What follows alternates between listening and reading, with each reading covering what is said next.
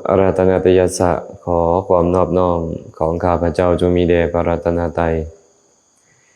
อภิวันทนาน้อมพระจอมไตรอันล้ำค่าพระพุทธาผู้โลกตั้งเป็นองค์แก้วหน่วยปฐมอภิวาทกราบก้มพระธรรมทรงพองใสเลิศวิไลงามงดดังสุรีแยงพื้นผู้เป็นพื้นนาบุญล้นพระสังโฆองค์เอกวันธนานบใบขมาก้มกราบการขอถวายความเคารพครูบาอาจารย์พระสงฆ์สามเณรทุกรูปทุกองค์ขอความสุขความเจริญจงบังเกิดมีแก่ญาติธรรมเมื่อสุขุสุขคนมุนินทาวทนัมโพชาขัพพาสัมภวาสุนทรีสารนังปานินังวานิไมหังปีนะยะตังมะนัง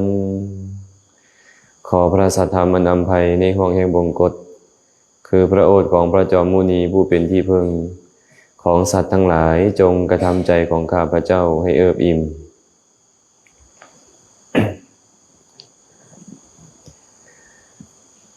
มื้อนี้กาวันขึ้น15ค่ำเดือน12เป็นมื้อสุดท้าย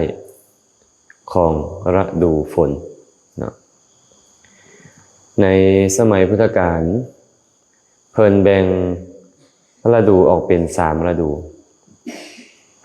คือฤดูหนาวฤดูร้อนและฤดูฝนให้จื่อใส่กันเด้อพ่อแม่ขาวเด้อฤดูหนาวนับตั้งแต่แหม1ค่ำเดือน12ไปถึงขึ้น15ค่ำเดือน4รวมเป็นจักเดือน4เดือนเต็มเนาะอันนี้เอิ้นว่าฤดูหนาวมื้ออื่นนี่จะเริ่มเข้าฤดูหนาวแล้วมื้อนี้เป็นมื้อสุดท้ายของฤดูฝนฤดูร้อนนับตั้งแต่มื้อแหม1ค่ำเดือน4ไปถึงขึ้น15ค่ำเดือน8ฮอดวันอาสาฬหบูชาจักเดือน4เดือนแม่นบ่แต่ถ้าหากเดือนใดเป็นอธิกมาสอธิกมาสแปลว่าเดือนเกินภาษาบ้านเฮาเอิ้นว่า82หน82หนปีใดมี82หนจะมีฤดูร้อนอยู่5เดือนนะแสดงว่าฤดูร้อนเริ่มจากแหม1ค่ำเดือน4ไปถึงขึ้น15ค่ำเดือน8ที่2นับเบิ่งดู5 6 7 8 82หนแม่นบ่82หนเป็น5เดือนปีใด82หนฤดูร้อนจะเป็น5เดือนส่วนฤดูฝนแหม1ค่ำเดือน8ไปถึงขึ้น15ค่ำเดือน12ปีใดมี82หนก็นับจากแหม1ค่ำเดือน8ที่2ไปนี่เอิ้นว่าฤดูฝนในสมัยพุทธกาลก็เลยแบ่งฤดูออกเป็นแบบนี้มันเกี่ยวข้องอย่างกับมื้อนี้แดมื้อนี้มีเป็นมื้อสำคัญแนวใด มีผู้ใดนึกออกบ่ว่ามื้อนี้เป็นมื้อสำคัญแนวใดมื้อขึ้น15ค่ำเดือน12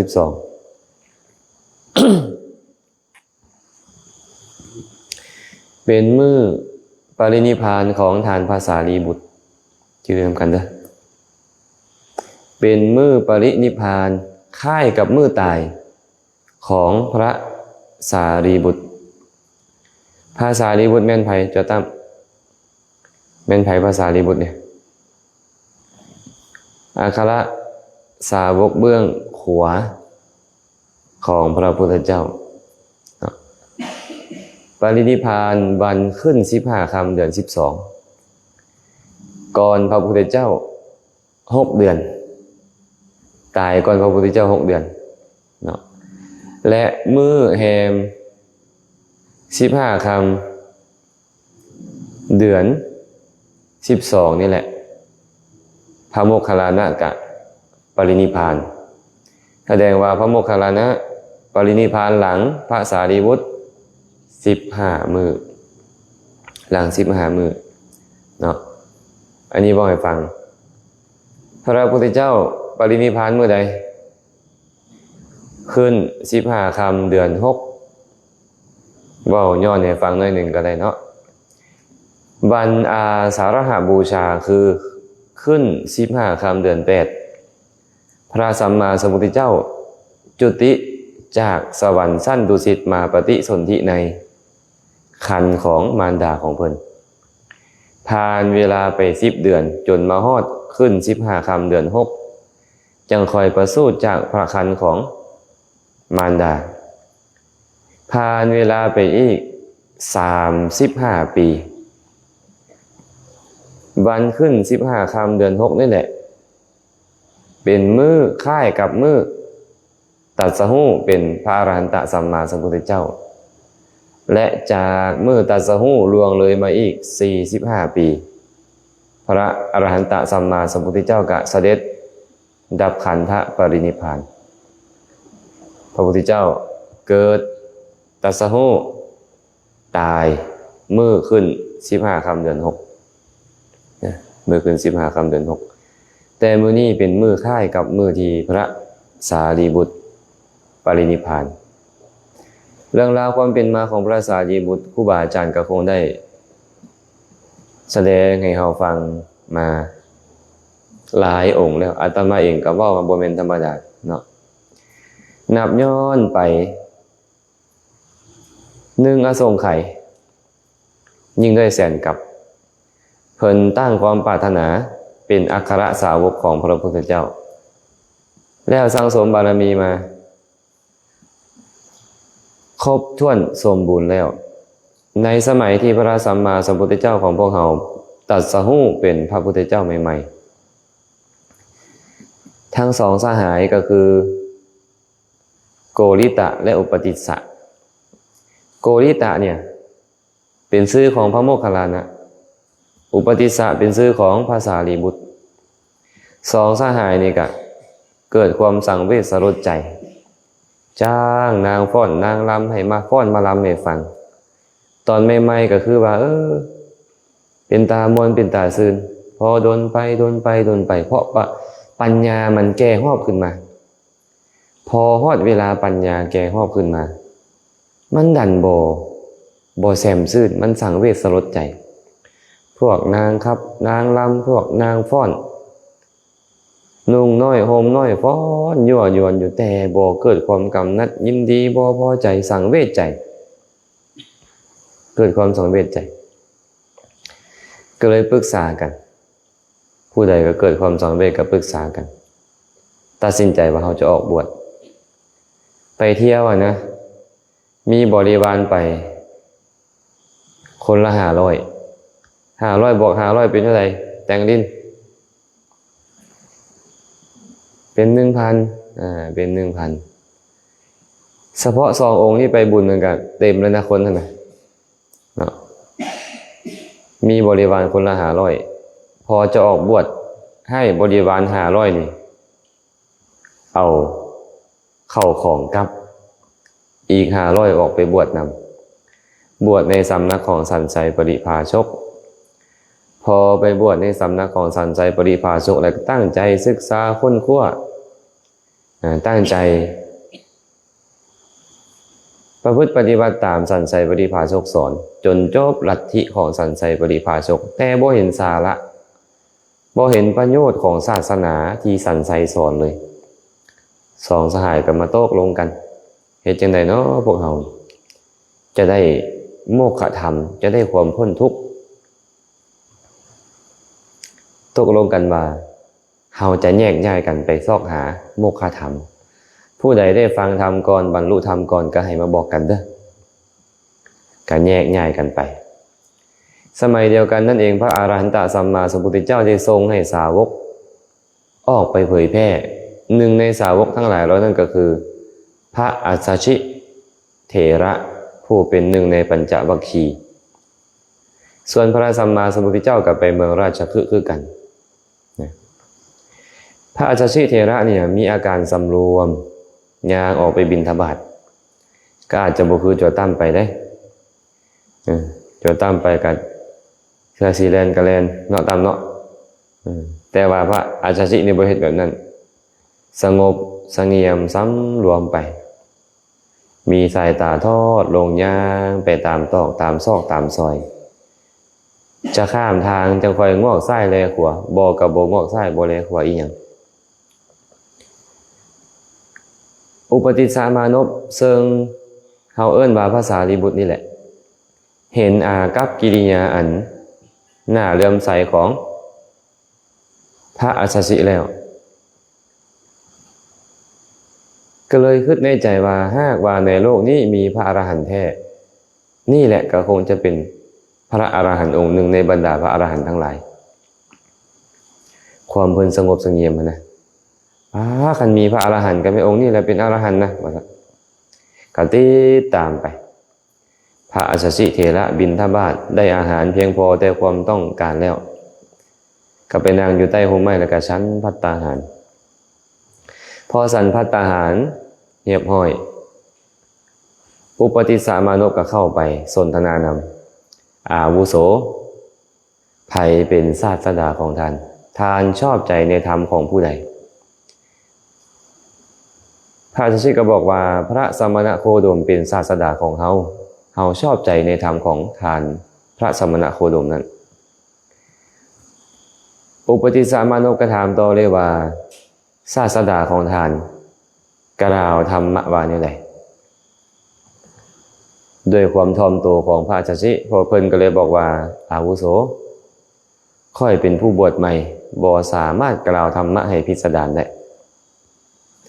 อุปติสสะก็บอกว่าท่านบ่ต้องกล่าวให้พิสดารดอกเว้าแต่หัวข้อมาก็พอข้าพระเจ้านี่นะจะพิจารณาเป็นร้อยในพันในก็เป็นเรื่องของข้าพระเจ้าเองในกล่าวคาถาเป็นคาถายอดฮิตเลยในตู้สีนี่นะน่าจะจื้อแล้วแหละเยธัมมาเหตุปภวาเจสังเหตุงตถาคโตอาหะเตสัญจะโยนิโรโทจะเอวังวาทีมหาสมโนธรรมเราใดเกิดแต่เหตุพระมหาสมณะตัดเหตุของธรรมเหล่านั้นและตัดความดับเหตุของธรรมเหล่านั้นน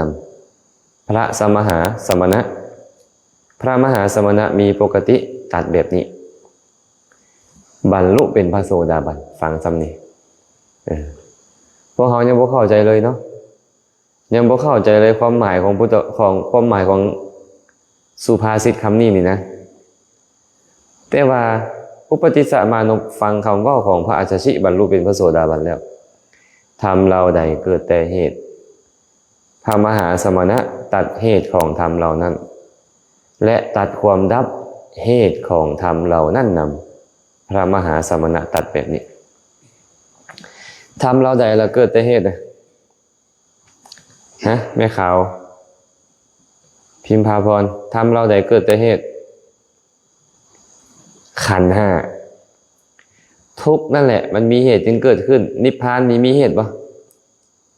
นิพพานเป็นอสังขตะบ่มีเหตุเห็นปะเว้นจากนิพพานก็คือขันธ์ห้าขันธ์ห้านั่นแหละเกิดแต่เหตุพระมหาสมณะตัดเหตุของธรรมเหล่านั้นไม่ยังเป็นเหตุของขันธ์ห้าตัณหาความอยากสมุทัยนะอยากเห็นรูปอยากฟังเสียงอยากดมกลิ่นอยากชิมรสชาติอยากได้สัมผัสอยากรู้สึกดีๆทางใจหรือว่าอยากได้ลาภยศสรรเสริญสุขต่างๆไอ้ความอยากนั่นแหละเป็นเหตุของธรรมเหล่านั้นคือเป็นเหตุของขันธ์ห้านั้นเมื่อตัณหาเกิดขึ้นก็เป็นปัจจัยให้ขันธ์ห้าใหม่เกิดขึ้นตามมานี่เป็นเหตุของธรรมเหล่านั้นและตัดความดับเหตุของธรรมเหล่านั้นนำไม่ยังเป็นความดับเหตุปะเนี่ยไม่ยังเป็นความดับเหตุเมื่อเหตุคือตัณหาแม่ยังดับตัณหาไม่ยังดับตัณหานิพพานเป็นว่านิพพานดับตัณหาถ้ามันเป็นที่ดับตัณหาก็คือนิพพาน นี่แหละว่าธรรมดับเหตุตกลงมันเป็นธรรมดับเหตุหรือธรรมดับทุกข์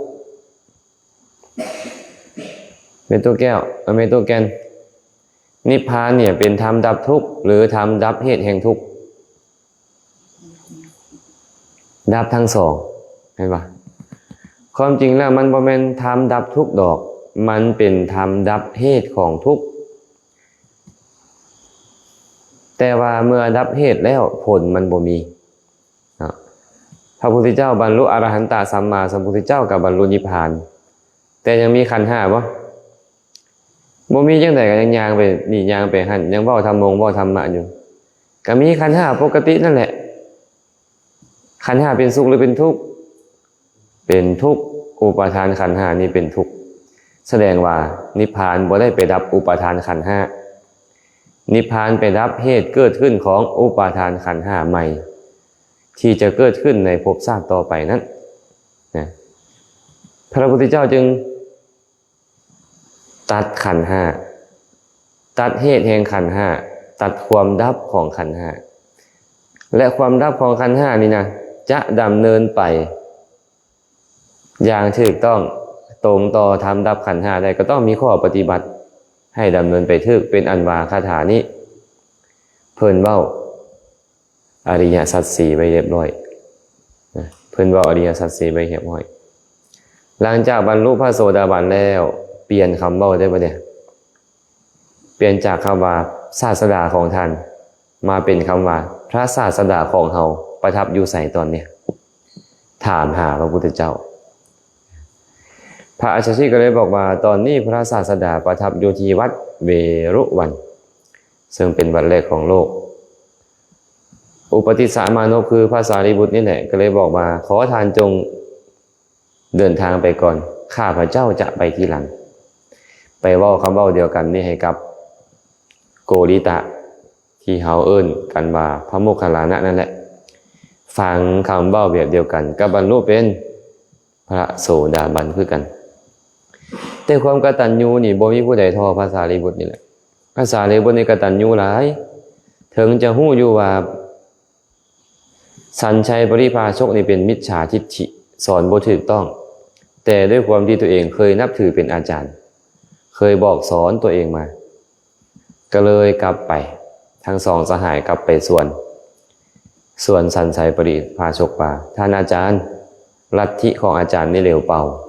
บ่มีสาระบ่มีประโยชน์ตอนนี้พระพุทธเจ้าอุบัติขึ้นแล้วในโลกประทับอยู่ที่วัดเวรุวันไปเถาะพวกเขาไปหาพระพุทธเจ้านำกันหวังดีปรารถนาดีส่วนไปหาพระพุทธเจ้าไปบ่ไปอยู่ใกล้ๆได้นะไม่ดอนเด้ไอ้พวกเขานี่โอ้ยอยู่คนละฝากก็ยังอยากไปหาเนาะขอแค่ได้ยินข่าวแต่อันนี้อยู่ใกล้ๆนะบ่ยอมไปว่าซั่นค่อยนี่นะเปรียบเหมือนกับแค่อยู่ในองค์ค่อยเคยเป็นครูบาอาจารย์คนมีแต่เคยสั่งเคยสอนเคยแนะเคยนำคนอื่นจะให้ค่อยไปเป็นลูกศิษย์อยู่ใต้โอวาทของคนอื่นค่อยเฮ็ดบ่ได้ค่อยบ่ไปบ่อยากเป็นแค่ในไหก็เลยถามลูกศิษย์ว่าพวกเจ้าคิดว่าคนโง่กับคนฉลาดอันใดหลายก่อนลูกศิษย์ก็บอกเลยท่านอาจารย์กับคนโง่ละบ่ก็น้อยหลายก่อนนะขันสั้นคนฉลาดจงไปหาพระสมณโคดมซะเดี๋ยวคนโง่จะลั่งไหลมาหาคอยเองเขามาสังเกตบ้างเนาะบอกใบ้ให้หวยเสียเคาะสะเดาะนามโอ้ยลังไหลไปแท้ไปว่าเป็นบ่อยากได้โชคอยากได้ลาภอยากได้สิ่งต่างๆเนี่ยป้ายดีขนาดเลยครูบาอาจารย์สอนศีลสอนธรรมบอกกล่าวธรรมะเงียบกิ๊บบ่มีผู้ใดไปใกล้กับปกติคนโง่หลายกว่าคนฉลาดเป็นบ่เนี่ยเพิ่นก็เว้าตั้งแต่สมัยพุทธกาลว่าคนโง่หลายกว่าคนฉลาดคนโง่ก็ไหลไปหาคนโง่คนฉลาดก็ไหลไปหาคนฉลาดคนเฮาเข้ากันได้ด้วยธาตุพระสารีบุตรกับพระโมคคัลลานะก็เลยเดินทางเข้าไปพร้อมด้วยกับบริวาร500 เอาบริวารไปนำมาเนี่ยสันไสปริภาชกห้างออกเลือดเลยเลือดใจเพราะสองสหายนี่เป็นลูกเศรษฐีใหญ่ในเมืองนั้นลูกเศรษฐีเคยมาสักการะบูชาเฮากลับจะไปสักการะบูชาคนอื่นน่ะมันเสียดายนะมันเสียดายลาดสักการะนี่นะเดี๋ยวนี้แถมลูกศิษย์500ไปน้ำอีกเลือดใจห้างออกเลือดโอ้ระวังได้อันนี้กันเลยเนาะหยุดในลูกศิษย์ลูกหาหลายหากเข้าไปหาคนอื่นก็จะทุกข์ได้เพราะฉะนั้นลูกศิษย์ของเพิ่นที่ไปกับพระสารีบุตร250เลยกลับคืนมาหาสันไสปริภาชกคือเก่าไปกับเพิ่นแต่250พอไปฟังธรรมกันแรกบรรลุเป็นพระอรหันต์หมดเหลือแต่พระโมคคัลลานะกับพระสารีบุตรผ่านเวลาไป7 มื้อพระโมคคัลลานะบรรลุเป็นพระอรหันต์ลวงเลยเวลาไป15 มื้อพระสารีบุตรจึงค่อยบรรลุเป็นพระอรหันต์เนาะพระสารีบุตรบรรลุเป็นพระอรหันต์มื้อใดขึ้น15 ค่ำเดือน3ตรงกับวันมาฆบูชาวันแสดงโอวาทปาติโมกข์นั้นสิรวบรัดแล้วได้วันนี้ได้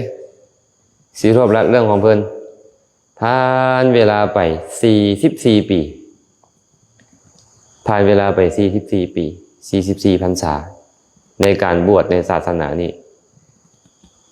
พระสารีบุตรก็เลยมาพิจารณาเบิ่งอายุสังขารของตัวเองว่าอายุค่อยเหลืออยู่บ่เนาะพิจารณาแล้วเหลืออีก7 มื้อจะตายจะปรินิพพานเข้าไปเฝ้าพระผู้มีพระภาคเจ้าขอขมาลาโทษพระพุทธเจ้าว่าข้าแต่พระองค์ผู้เจริญตลอดเวลาที่ข้าพระพุทธเจ้าเนี่ยได้มาเกี่ยวข้องกับพระองค์หนึ่งอสงไขยยิ่งได้แสนกับที่ผ่านมานี่นะข้าน้อยหากว่าข้าน้อยได้ล่วงเกินพระผู้มีพระภาคเจ้าประการใดประการหนึ่งขอพระองค์จงอดโทษให้ข้าน้อยเด้อข้าน้อยจะปรินิพพานพระพุทธเจ้าก็ถามว่าเจ้าจะปรินิพพานอยู่ไสสารีบุตรจะปรินิพพานอยู่ที่บ้านเกิดอยู่ที่ห้องนอนของตัวเองว่าสักเจ้าจงฮู้การอันสมควรเถิดสารีบุตรแต่ก่อนเจ้าจะไปเจ้าจงแสดงธรรมก่อนเด้ให้น้องๆของเจ้าได้ฟังก่อนได้บอกพระสารีบุตรก็รับ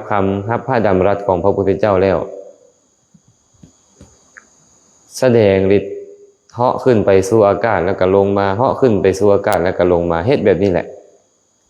แล้วจึงแสดงธรรมคาถาแก่ภิกขุอุบาสกอุบาสิกาทั้งหลายหลังจากนั้นก็ถวายบังคมลาพระสัมมาสัมพุทธเจ้าเดินทางไปสู่หมู่บ้านเพื่อหยังเพื่อตอบแทนบุญคุณน้ำนมแม่เพิ่นอยากตอบแทนบุญคุณของแม่ที่เคยให้น้ำนมแก่ตัวเองเลี้ยงมาจนใหญ่ก็เป็นเรื่องที่แปลกเนาะลูกของเพิ่นนี่น่ะ7 คนบรรลุเป็นพระอรหันต์หมดแต่บ่มีผู้ใดสามารถโพธแม่ได้จนว่าพระสารีบุตรบวชในศาสนาพุทธนี่ฮอด44 พรรษามื้อสุดท้ายแล้วเดินทางไปก่อนสิฮอดบ้านก็บ่ง่ายเด้เดินทางไปนะพอไปฮอดบ้านอุปเรวตะหลานชายนี่ก็ออกมาเห็นหลวงลุงเพิ่นก็บอกไปบอกญาเจ้าเด้อว่าหลวงลุงเจ้านี่สิไปพักอยู่เฮือนสิไปพักอยู่ห้องที่เพิ่นเกิดนั่นแหละและให้เตรียมบ่อนพักให้พระเถระอีก500 องค์นำว่าซั่นหลานชายก็ฟ้าวเข้าไปบอกญาเพิ่นแม่ของพระสารีบุตรนี่เฒ่าเลยเด้ขนาดพระสารีบุตรยังบ่ต่ำกว่า70-80นะก็ลองคิดเบิ่งว่าแม่เพิ่นเฒ่าก่อนส่ำใดนะแม่เพิ่นก็เลยนึกในใจว่าโอ้ยสงสัยลูกชายเฮานี่นะคือสิอยากซิกตอนเฒ่าเลยเนาะว่าซั่นบ่แม่นว่าเฒ่าแล้วบ่อยากซิกเด้อบ่แม่นออกเด้อมีอาจารย์องค์นึงอาจารย์มิตชูโอะพระเถระญี่ปุ่นลูกศิษย์ของหลวงพ่อชาอายุ20 ปลายปีมาบวช อายุประมาณ24ปีมาบวชแล้วมีศรัทธาดีประพฤติปฏิบัติดีบอกสอนกรรมฐานญาติโยมไปเผยแผ่ธรรมะเก่งหลายคนนี้นะผ่านเวลาไป38พรรษาโดนบ่38พรรษาเนี่ยอายุ24แล้วผ่านไป38ปีรวมอายุเพิ่นเท่าใด62แม่นบ่สิกตัดสินใจสิกบ่ฮู้ว่าอยู่หรือยังตอนนี้อาจจะยังอยู่แต่ที่เท่าหลายแล้วแหละเนาะตัดสินใจสิกได้ฉะนั้นแม่ของพระสารีบุตรก็เลยคิดว่าสงสัยลูกชายเฮาเนี่ยอยากจะสิกตอนเท่าแล้วบ่เนี่ยจะสิกตอนเท่าแล้วบ่ก็เลยไปเตรียมห้องนอนไว้เรียบร้อยพระสารีบุตรก็เข้าไปด้วยความที่มื้อสุดท้ายที่เพิ่นจะตายแล้วอาพาธก็เกิดขึ้นอย่างหนักเลยทายออกเลือดหากออกเลือดห้องนอนแม่เพิ่นก็อยู่ข้างๆนั่นแหละแม่เพิ่นได้ยินเสียงไอออกเลือดนะของลูกอ่ะเนาะก็โอ้ยเป็นห่วงลูกขึ้นชื่อว่าลูกค่ะนะญาติโยมเอ้ยคนเป็นแม่นี่เป็นห่วงจะใหญ่ปานใดก็ตามจะเฒ่าปานใดก็ตามจะดีปานใดจะชั่วปานใดก็ตามคนเป็นแม่นี่เป็นห่วงลูกค่ะนะเราก็นอนบ่ได้คือกันแม่ตู้อันนี้ก็ได้ก็ฟังเสียงลูกก็แนมเบิ่งห้องนอนลูกตรวจหัวค่ำก็ท้าวจาตุมหาราชทั้ง4ลงมาวูบลงมาแสงสว่างกระจ้าอยู่พอกลางดึกท้าวสักกะก็ลงมาก็แสงสว่างยิ่งกว่าเก่าอีกพอตอนใกล้สิแจ้งท้าวมหาพรหมลงมาก็แสงสว่างยิ่งกว่าเก่าอีกพระสารีบุตรก็ถามว่าพวกเจ้ามาเฮ็ดหยังพวกเขาน้อยมาหวังจะอุปถากทานอาจารย์เป็นครั้งสุดท้ายว่าซั่นบ่ต้องมาอุปถากข่อยมีแล้วเพิ่นว่าแม่เพิ่นนี่น่ะอดบ่ไหวเห็นลูกทุกข์ทรมานหลายเข้าไปหา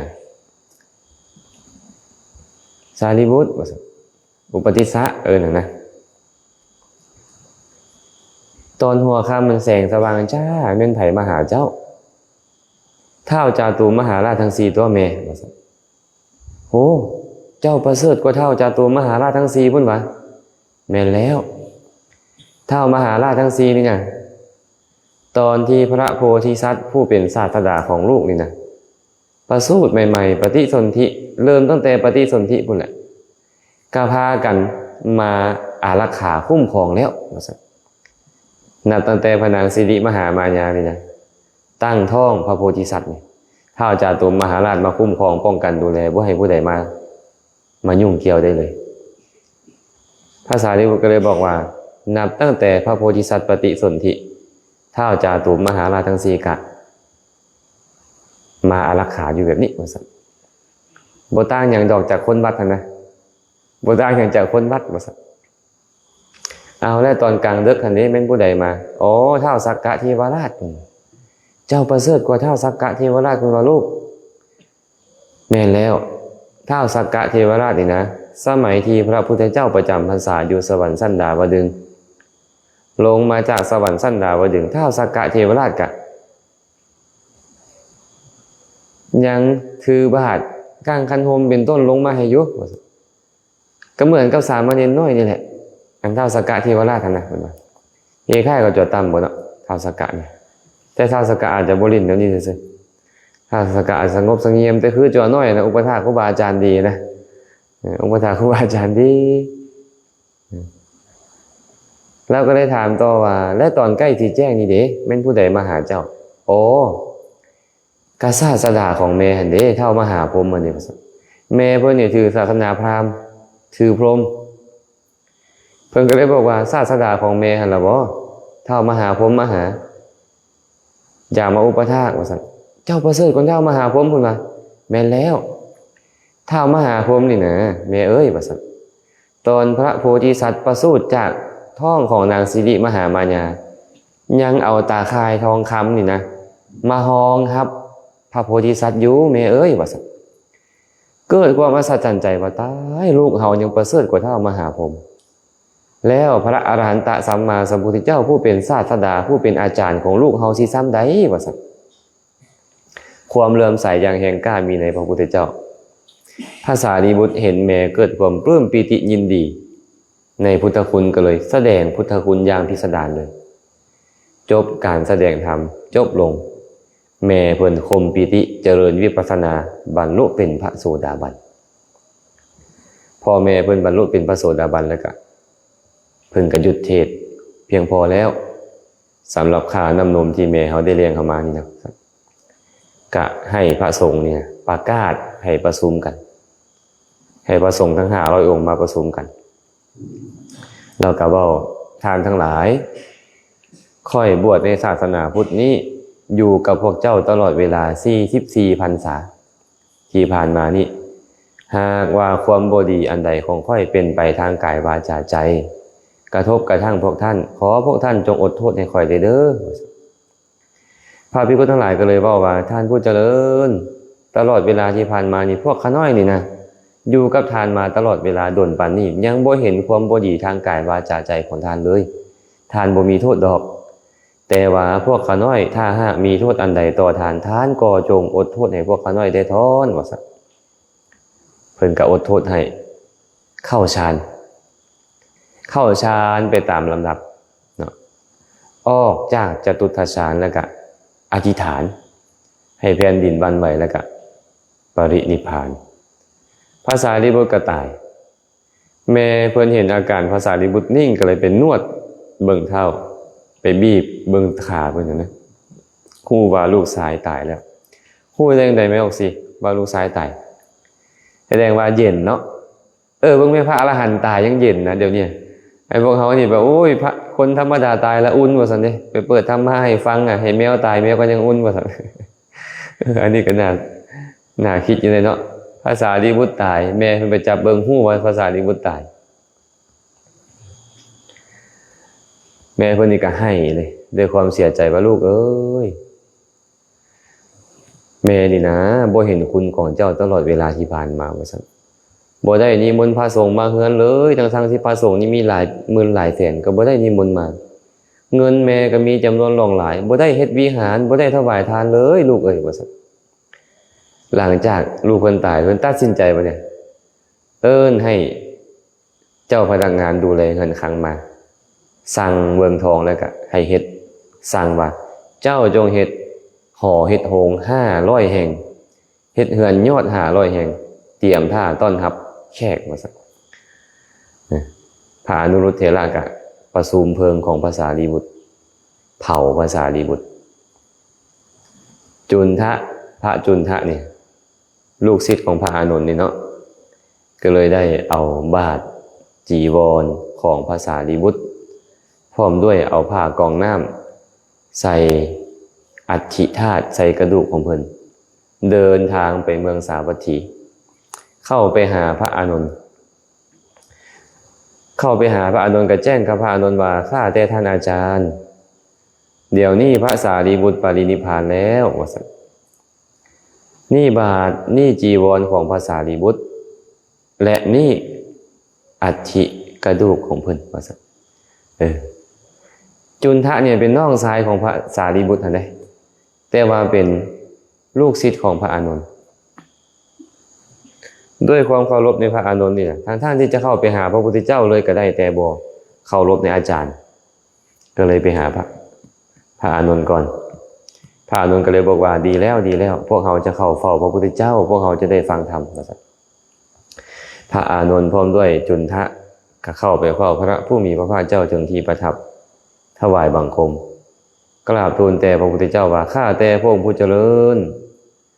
พระสารีบุตรปรินิพพานแล้วข้าน้อยนี่บาตรนี่จีวรนี่กระดูกของท่านพระสารีบุตรนั่นข้าน้อยข้าแต่พระองค์ผู้เจริญนับตั้งแต่พระสารีบุตรนี่นะได้ยินข่าวว่าพระสารีบุตรนี่นะปรินิพพานแล้วธรรมะบ่แจ่มแจ้งเลยข้าน้อยทิศทั้ง8ก็บ่ปรากฏเพิ่นขณะพระโสดาบันนะไม่ออกมืดตื้อเลยเพิ่นว่านึกหยังก็นึกบ่ออกเพราะเพิ่นฮักพระสารีบุตรหลายเพิ่นมีความฮักต่อพระสารีบุตรพระสารีบุตรก็ฮักเพิ่นก็ฮักพระสารีบุตรมีอีหยังก็ได้แบ่งปันกันพระ2 องค์นี้นะ พระพุทธเจ้าก็เลยถามพระสารีบุตรว่าสารีบุตรเอ้ยขอไปพระพุทธเจ้าก็เลยถามพระอานนท์ว่าอานนท์เอ้ยสารีบุตรปรินิพพานแล้วเอาศีลสมาธิปัญญาวิมุตติญาณทัศนะเอาขันธ์ห้าไปนำบ่อานนท์ขันธ์ห้ามีสองในอย่างได้ขันธ์ห้าคือรูปเวทนาสัญญาสังขารวิญญาณก็อย่างหนึ่งเนาะแต่ขันธ์ห้านี่หมายถึงกองคุณธรรมศีลขันธ์สมาธิขันธ์ปัญญาขันธ์วิมุตติขันธ์และวิมุตติญาณทัศนขันธ์พระพุทธเจ้าก็เลยถามพระอานนท์ว่าอานนท์พระสารีบุตรตายแล้วเอาศีลขันธ์ไปนำบ่เอาสมาธิขันธ์ไปนำบ่เอาปัญญาขันธ์ไปนำบ่เอาวิมุตติญาณทัศนขันธ์ไปนำบ่อานนท์พระอานนท์ก็ตอบว่าข้าแต่พระองค์ผู้เจริญบ่ดอกกันน้อยพระสารีบุตรตายแล้วไปแต่ผู้เดียว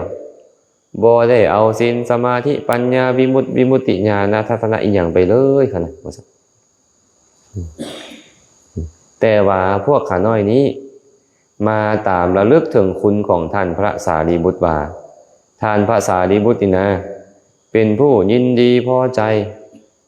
แสดงธรรมอดทนแสดงธรรมต่อภิกขุทั้งหลายเฮ็ดให้ภิกขุทั้งหลายได้สมทานอาหารบันเทิงด้วยธรรมคาถาบ่ย่อหย่อนบ่ขั้นข้ามในการแสดงธรรมแก่ภิกขุทั้งหลายพวกข้าน้อยมาตามระลึกถึงรสแห่งธรรมโอชะแห่งธรรมธรรมะสมบัติของท่านพระสารีบุตรข้าน้อยก็เลยเป็นแบบนี้แม่นอยู่ดอกเพิ่นบ่ได้เอาศีลสมาธิปัญญาวิมุตติญาณทัศนะหยังไปแต่ว่าเพิ่นดีแฮงน่ะมักแสดงธรรมให้หมู่ฟังอดทนอดกั้นในการแสดงธรรมครูบาอาจารย์นี่มักมีเบื่อเดินไม่ออกเด้อแสดงธรรมไปแสดงธรรมมาบางเทื่อเบื่อเลยข้านแสดงดุเลยหั่นน่ะแต่ว่าภาษาสารีบุตรนี่บ่เคยข้านที่จะแสดงธรรมแสดงอยู่แบบนี้แหละ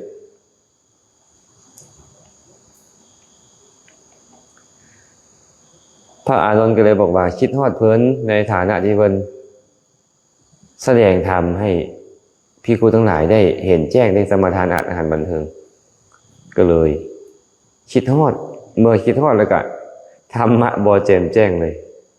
ทิศทั้งหลายบ่ปรากฏพระผู้มีพระภาคเจ้าก็เลยตรัสว่าอานนท์เอ้ยเฮาได้บอกพวกเจ้าทั้งหลายแล้วบ่แม่นบ่อานนท์สิ่งใดสิ่งหนึ่งก็ตามมีความเกิดขึ้นแล้วมีแล้วตั้งอยู่แล้วอันปัจจัยปรุงแต่งแล้วย่อมมีความเปลี่ยนแปลงไปเป็นธรรมดาบ่ได้ดอกว่า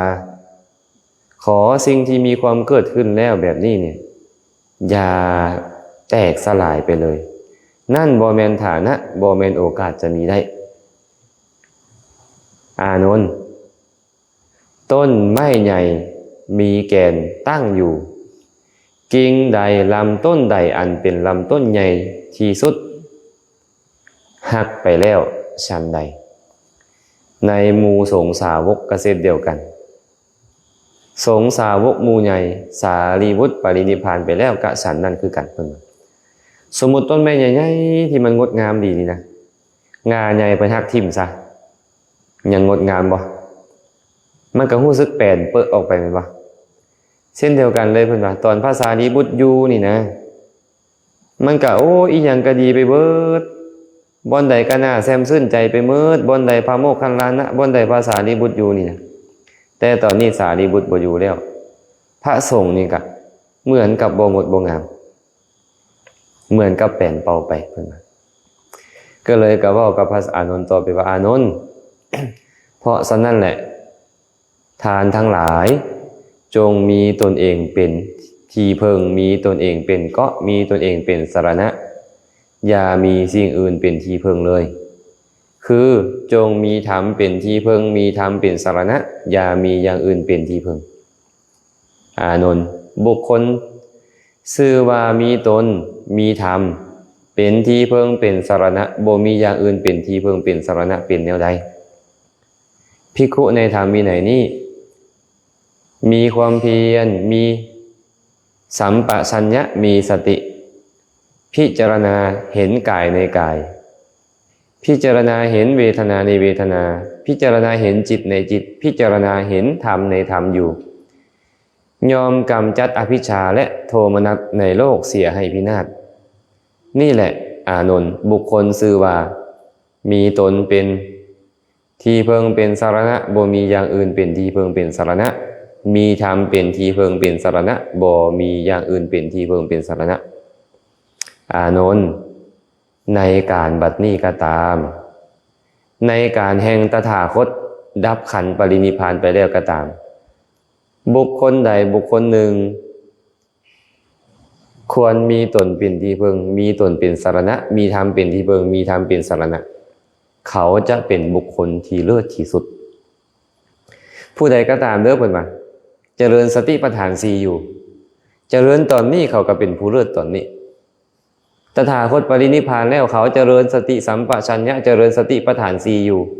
พิจารณาเห็นกายในกายเห็นเวทนาในเวทนาเห็นจิตในจิตเห็นธรรมในธรรมอยู่เขาก็ชื่อว่าเป็นผู้มีตนเป็นที่เพิงเป็นสรณะมีธรรมเป็นที่เพิงเป็นสรณะบ่มีอย่างอื่นเป็นที่เพิงเป็นสรณะเขาจะเป็นผู้เลิศที่สุดถึงเจ้าจะมีพ่อแม่ให้เพิงมีเทวดาให้เพิงมีสิ่งศักดิ์สิทธิ์อีกอย่างให้เจ้าเพิงก็ตามเจ้าบ่ชื่อว่าคนประเสริฐเลยหากสติปัญญาเจ้าบ่มีเลยเจ้ายังลุ่มหลงอยู่ในสมมุติบัญญัติทั้งหมดทั้งมวลในโลกนี้หลงอยู่ในขันธ์5หลงอยู่ในอายตนะหลงอยู่ในรูปเสียงกลิ่นรสสัมผัสลาภยศสรรเสริญเป็นต้นเจ้าบ่ชื่อว่าผู้เลิศเลยแต่หากเจ้าพิจารณาเห็นกายในกายพิจารณาเห็นเวทนาในเวทนาเห็นจิตในจิตเห็นธรรมในธรรมเจริญสติสัมปชัญญะเจริญสติปัฏฐานอยู่เจ้าจะเป็นผู้เลิศที่สุดเฮาอยากเป็นผู้เลิศบ่เฮาเมออกซิก็ต้องเนาะต้องเฝ้าเลยได้นี่ได้ต้องเฝ้าเจริญสติสัมปชัญญะแล้วพิจารณาเห็นกายในกายอันใดเป็นกายในกายอิงแนวใดเอิ้นว่าเห็นกายในกายกายหมายถึงรูปธรรมทั้งหมดนี้เอิ้นว่ากายภายในก็ตามภายนอกก็ตามเอิ้นว่ากายเนาะ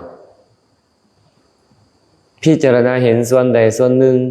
ในกายทั้งหมดนี้เอิ้นว่าพิจารณาเห็นกายในกายอย่างเช่นเราพิจารณาเห็นลมหายใจลมหายใจก็เป็นกายอย่างหนึ่งในบรรดากายทั้งหมดตอนที่เราพิจารณาเห็นลมหายใจตอนนั้นเราบ่เห็นอย่างอื่นแม่นบ่เราจึงชื่อว่าพิจารณาเห็นลมหายใจอันเป็นส่วนหนึ่งในกายนั้นทั้งหมดทั้งมวลนั้นเห็นส่วนเดียวเท่านั้นแต่พิจารณาเห็นกายในกายนี่นะคือพิจารณาเพื่อความไถ่ถอนความเป็นตัวเป็นตนลมหายใจนี่ก็บ่แม่นเฮาบ่แม่นของเฮาเป็นรูปธรรมอย่างหนึ่งที่อาศัยจิตเกิดขึ้นเป็นรูปที่เกิดจากจิตเมื่อมีจิตลมหายใจจึงมีเมื่อบ่มีจิตลมหายใจก็บ่มีบ่แม่นเฮาบ่แม่นของเฮาแบบนี้เอิ้นว่าพิจารณาเห็นกายในกายคันเฮาเห็นมันบ่เป็นเฮาขึ้นมาแล้วความยึดถือมีบ่บ่มีความกำหนัดยินดีมีบ่บ่มีอภิชฌาคือความกำหนัดยินดีบ่มีโทมนัสคือความโกรธความบ่พอใจมีบ่บ่มีแม่นหยังเกิดขึ้นบัดนี้ก็สติสัมปชัญญะนั่นแหละสติปัญญานั่นแหละมันเกิดขึ้นคนผู้เลิศคือคนผู้นี้คนผู้ที่สามารถอาศัยห่างกายนี้เฮ็ดสติปัญญาให้เกิดขึ้นเอิ้นว่าคนผู้เลิศ อยากเป็นผู้เลิศก็ต้องพิจารณาเห็นกายในกายพิจารณาเห็นเวทนาในเวทนาก็คือกันตอนสุขก็มีตอนทุกข์ก็มีแม่นบ่ตอนเป็นกลางๆก็มีบางเทื่อสุขย้อนประกอบด้วยอามิตรบางเทื่อสุขบ่ประกอบด้วยอามิตรตอนเฮาเห็นสุขเฮาจะบ่เห็นทุกข์ตอนเห็นทุกข์ก็บ่เห็นสุขตอนเป็นกลางๆเห็นเวทนาเป็นกลางๆก็บ่เห็นสุขบ่เห็นทุกข์นำเห็นได้อย่างหนึ่งในบรรดาเวทนาทั้งหมดเวทนาเป็นของไผเป็นนามธรรมอย่างหนึ่งเห็นบ่เกิดขึ้นตั้งอยู่ดับไปเป็นขันธ์อย่างหนึ่งในบรรดาขันธ์5อาศัยยังเกิดขึ้นอาศัย หะทยวัตถุนี้เกิดขึ้นแหละเวทนานี้ก็ได้บ่แม่นเฮาบ่แม่นของเฮาเมื่อเฮาเห็นว่ามันบ่แม่นเฮาบ่แม่นของเฮาเฮาจะกำหนัดยินดีบ่อภิชฌาก็บ่เกิดขึ้นเฮาจะโกรธจะเคืองบ่โทมนัสก็บ่เกิดขึ้นบาปอกุศลธรรมก็บ่เกิดขึ้นแม่นหยังเกิดขึ้นล่ะกสติสัมปชัญญะกุศลนั่นแหละเกิดขึ้นบุคคลจะเลิศย้อนแนวนี้แม้แต่พิจารณาเห็นจิตในจิตว่าตอนนี้จิตเฮาคุณมัวตอนนี้บ่คุณมัวตอนนี้จิตเฮาโกรธตอนนี้บ่โกรธตอนนี้มีราคะตอนนี้บ่มีราคะตอนนี้ตั้งมั่นตอนนี้บ่ตั้งมั่นเป็นต้นการพิจารณาเห็นแล้วเนี่ยเห็นว่ามันเป็นเพียงจิตเป็นเพียงนามธรรมอย่างหนึ่งที่อาศัยหะทยวัตถุอันเป็นรูปนี้เกิดขึ้นมันเป็นเพียงรูปและนามอาศัยกันและกันเกิดขึ้นมันบ่แม่นเฮาบ่แม่นของเฮาเมื่อบ่แม่นเฮาบ่แม่นของเฮาความกำหนัดยินดีที่เอิ้นว่าอภิชฌาก็บ่เกิดความประทุษร้ายเอิ้นว่าโทมนัสก็บ่เกิดบาปอกุศลบ่เกิดสติปัญญามันก็เกิดขึ้นบุญมันก็เกิดขึ้นนี่ชื่อว่าผู้เลิศแม้แต่การพิจารณาเห็นธรรมในธรรมก็เช่นเดียวกันนะนี่จะเอิ้นว่าผู้เลิศพระพุทธเจ้าย้ำเลยว่าอานนท์ในกาลบัดนี้เวลานี้ก็ตามในกาละทีพระตถาคตดับขันธ์ปรินิพพานไปแล้วก็ตามผู้ใดพิจารณาเห็นกายในกายพิจารณาเห็นเวทนาในเวทนาพิจารณาเห็นจิตในจิตพิจารณาเห็นธรรมในธรรมอยู่เนี่ยมีความเพียรมีสัมปชัญญะมีสติอยู่ชื่อว่ามีตนเป็นที่เพิ่งเป็นสรณะมีธรรมเป็นที่เพิ่งเป็นสรณะบ่มีอย่างอื่นเป็นที่เพิ่งเป็นสรณะผู้นี้จะเป็นผู้เลิศที่สุดเนาะพระพุทธเจ้าก็ตัดพุทธพจน์บทนี้เอาไว้แบบนี้อันนี้เป็นเรื่องราวโดยย่อของพระสารีบุตรกับท่านพระอานนท์มาเว้าสู่ฟังว่าพระสารีบุตรนี่นะเพิ่นปรินิพพานกะค่ายกับมือนี้คือขึ้น15 ค่ำเดือน12นี้เนาะก็คงจะไม่ได้เว้าอีกอย่างลงหลายภายมากมื้อนี้เอาเรื่องราวของพระสารีบุตรปรินิพพานมาบอกสู่ฟังน้อยหนึ่งก็คงจะพอสมควรก็ขออนุโมทนาบุญนำครูบาอาจารย์พระสงฆ์สามเณรตลอดถึงญาติโยมมุสุภูทุกคนที่ได้สละเวลามาร่วมกันเจริญกุศลในสองภาคค่ำของมื้อนี้ขอให้บุญกุศลที่เกิดขึ้นในครั้งนี้จงเป็นปัจจัยอำนวยอวยใจให้ทุกคนทุกท่านจงได้ประสบพบเจอแต่ความสุขปราศจากทุกข์ทั้งปวงหากปรารถนาสิ่งหนึ่งประการใดอันเป็นไปในทางที่ชอบประกอบด้วยธรรมแล้วก็ขอให้ความปรารถนาของทุกคนทุกท่านจงสำเร็จโดยทั่วกันทุกท่านทุกคนเถิด